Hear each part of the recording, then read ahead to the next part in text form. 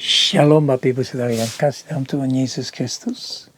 Selamat datang di Sabda Bagi Anda bersama saya Pastor Marcel Kanon. Dan kami sudah tiba sampai hari Sabtu. Wow, satu minggu yang lewat dengan cepat sekali. Kita sudah hampir akhir daripada bulan Februari. Sudah hampir 2 bulan lewat dalam tahun 2022.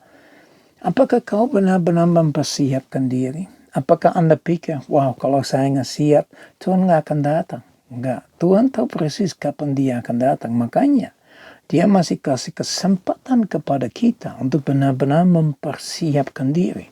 Bagaimana? Dengan yang kami sudah pelajari selama minggu ini dan sebetulnya selama 3 minggu.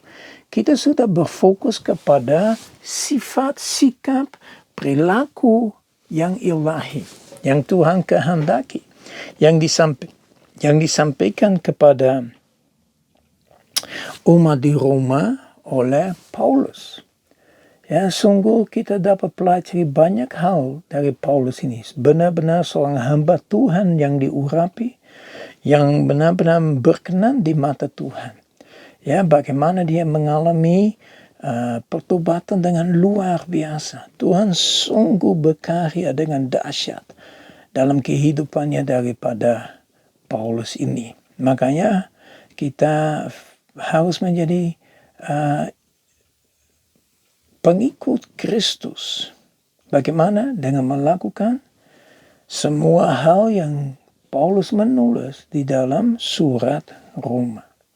Ya, saya akan baca lagi Roma pasal yang ke-12, ayat yang ke-12 sampai dengan ayat yang ke-14.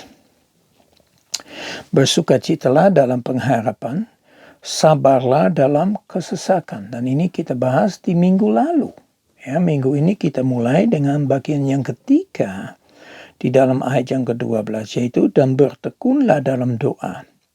Bantulah dalam kekurangan orang-orang kudus, dan usahakanlah dirimu untuk selalu memberikan tumpangan. Berkatilah siapa yang menganiaya kamu. Berkatilah dan jangan mengutuk. Ya, dalam minggu ini kita mulai bicara tentang yang dicantumkan dalam ayat yang ke-12. Bertekunlah dalam doa. Apa yang dimaksud dengan bertekun? Ya, jangan menyerah. Berdoa sampai sesuatu yang terjadi.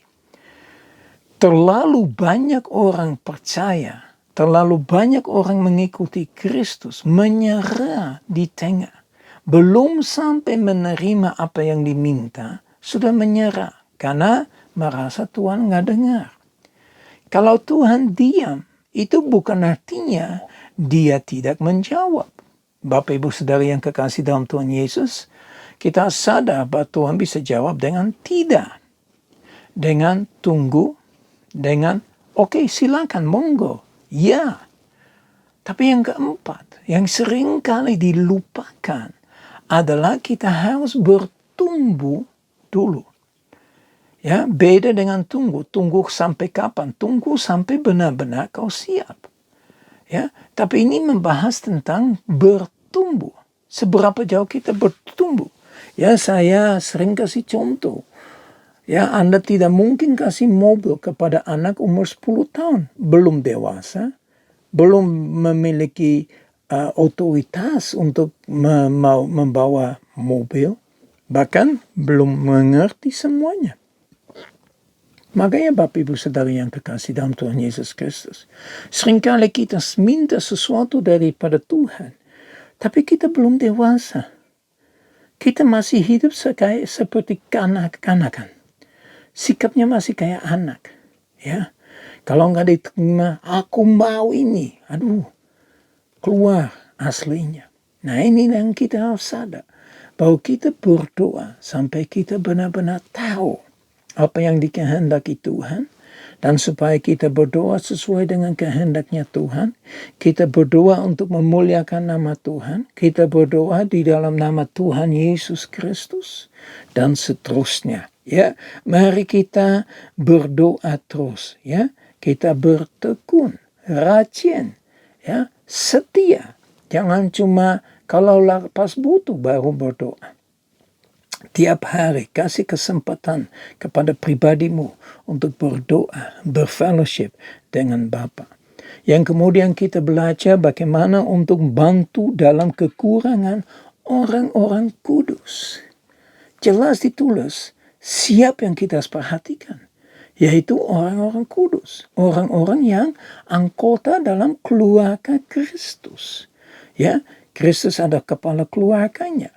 Ya, kita harus tahu bahwa kita sebagai umatnya, kita harus saling mendukung, saling mendorong, saling membantu. Ingat apa yang dilakukan oleh gereja mula-mula. Ya, mereka nggak peduli dengan punya rumah banyak, nggak peduli dengan punya mobil banyak, enggak. Mereka mulai jual satu persatu. Dan hasilnya itu mereka bawa kepada kakinya daripada murid-murid untuk dibagikan supaya semua memiliki sama, rata. Gak ada yang lebih kaya, gak ada yang lebih miskin. Tapi semua sama-sama untuk kemuliaan nama Tuhan. Hari-hari ini banyak sikap yang kita miliki itu sikap egois. Yang penting aku, saya, dan gua. Ya. Nah, Bapak Ibu Saudara yang kekasih dalam Tuhan Yesus Kristus, seberapa jauh kita siap untuk membantu? Mungkin Anda berkata, ya saya sudah kasih perpuluhan. Perpuluhan belum membantu. Perpuluhan itu mengembalikan haknya Tuhan. Jadi mari kita belajar untuk benar-benar seperti Paulus menunjukkan. Dan gereja mula-mula menjalankan dan melakukan. Membantu orang-orang kudus dalam kekurangan mereka. Dan kemudian dikatakan, usahakanlah dirimu untuk selalu memberi tumpangan. Bapak Ibu Saudara yang kekasih dalam Tuhan Yesus Kristus, ini tidak bicara kepada orang yang khusus. Ini bicara kepada kita semua supaya kita memiliki karakter yang mau menerima tumpangan. Ya, yang mau menerima orang yang membutuhkan. Ya, saya kemarin sudah kasih contoh berapa sering. Ya, waktu saya pelayanan sampai daerah, sampai di desa. Ya, saya melihat bagaimana pelayanan ini luar biasa yang dilakukan oleh orang-orang yang biasa-biasa saja. Mereka menyediakan kamar, mereka menyediakan tempat tidur, di mana saya bisa istirahat, di mana saya dapat belajar lebih banyak lagi. Ya, Bapak Ibu Saudara yang kekasih, saya sudah lihat dalam kehidupan saya. Ya, waktu saya pelayanan di desa-desa, bagaimana Tuhan menyediakan. Ya, maupun saya sudah lihat itu di New Zealand, saya lihat di Australia, ya, di beberapa negara saya sudah lihat di mana orang-orang benar-benar melakukan hal yang luar biasa. Ya, untuk memberikan tumpangan kepada mereka yang membutuhkan. Kemudian kita bahas tentang berkatilah siapa yang menganiaya kamu. Dan saya bahas tentang Lukas. Di dalam Lukas ditulis bahwa kita harus mengasihi. Ya, kita harus melakukan baik. Kita harus memberkati. Ya. Dan kita harus berdoa bagi orang-orang yang lawan dengan kita. Orang-orang yang aniaya kita, musuh kita. Ya, orang-orang yang menganiaya kita, ya kita tetap melakukan yang baik supaya kemuliaan Tuhan benar-benar dinyatakan. Bapak Ibu Saudara yang kekasih dalam Tuhan Yesus Kristus, kita akhiri dengan firman yang berkata, berkatilah dan jangan mengutuk.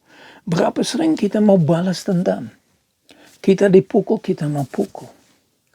Ya, mata ganti mata. Itu sikap keduniawian.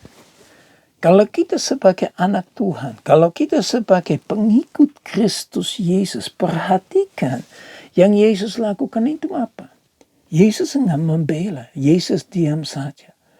Ya, Yesus izinkan semua terjadi karena dia tahu Bapanya di surga akan menggantikan. Bapa di surga berhak atas pembalasannya. Bukan kita secara manusia, tapi Bapa di surga berhak membalas segala sesuatu yang dilakukan. Ya, kita tetap melakukan yang baik.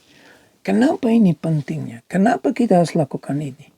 supaya satu ketika mereka yang kamu melakukan baik terhadap, ya, walaupun mereka menganiaya, mereka mencaci, mereka mengutuk, ya, mereka satu ketika akan merasa seolah-olah engkau menumpukan bara api di atas kepalanya. Mereka akan malu.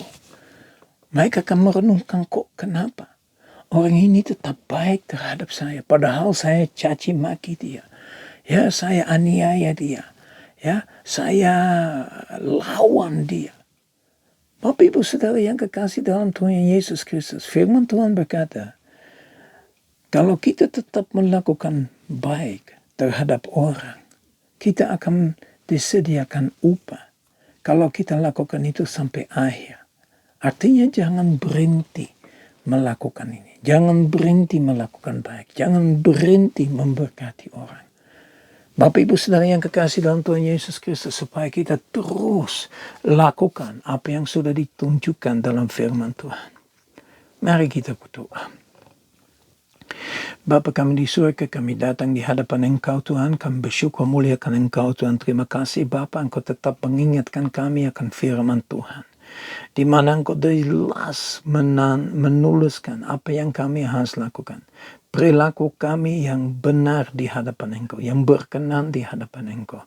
Perilaku yang ilahi yang Engkau minta melalui Paulus kepada Roma, tetapi juga kepada kami semua yang sudah dengar firman pada hari ini Tuhan. Tuhan, biar Engkau terus menyertai kita, terus menguatkan kita, terus melindungi kita, terus menunjukkan jalan kebenaran dan hidup kepada kita Tuhan.